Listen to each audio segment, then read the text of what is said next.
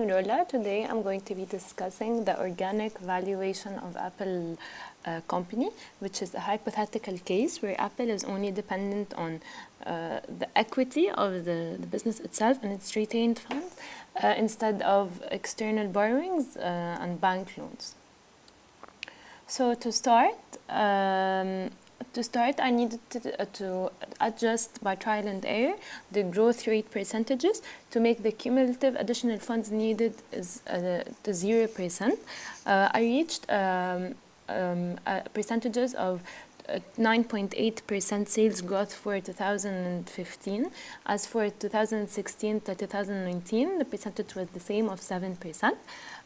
This making it the cumulative additional funds needed of negative 0.3, which is almost 0%, making, or in other words, Apple is only dependent on its internal funding.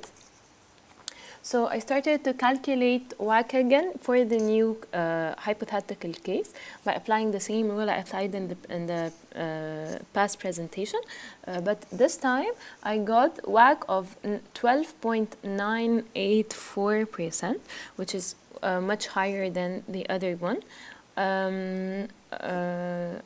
As for the terminal value, it was much less than the than the past presentation of 86,477 billion.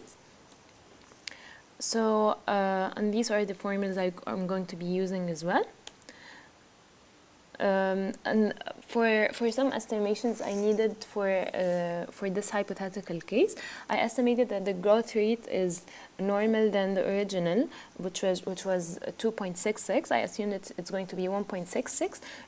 Risk rate, I doubled the risk rate of 0.028, and as for beta was the same, and capital expenditure for 2015 was the same as paid as the actual figure in Apple financial. So by plugging in the different values or the different figures I just talked about, and by getting EBIT from the Excel model and adding the taxes and depreciation and capital expenditure minus the working capital, I got a negative free cash flow.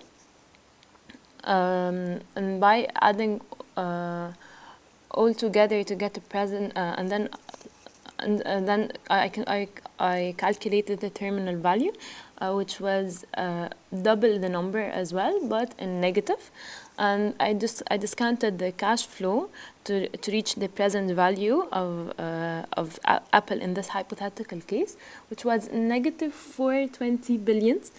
This figure shows that if Apple continues using this case, Apple should sell the company, since the main idea of calculating present value that it should be 0 or higher than 0. So in this case, it's a weak scenario where Apple is making losses and not profit, and that Apple is a big company and cannot only rely on its internal funding. So in this case, Apple should be selling the company now.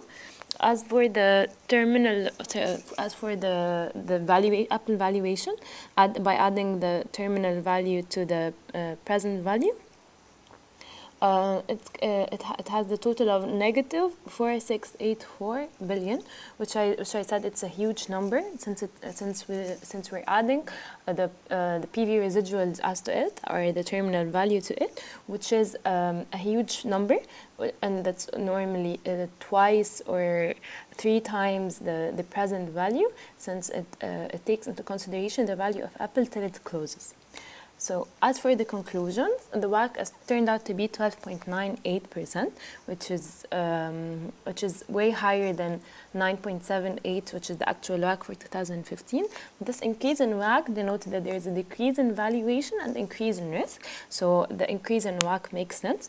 Also, the calculated present value turned out to be a negative 420 billion. As for the organic valuation, it turns out a negative 4,684 billion. So as a conclusion, this case won't work out for Apple, and they'd rather sell the company. Thank you.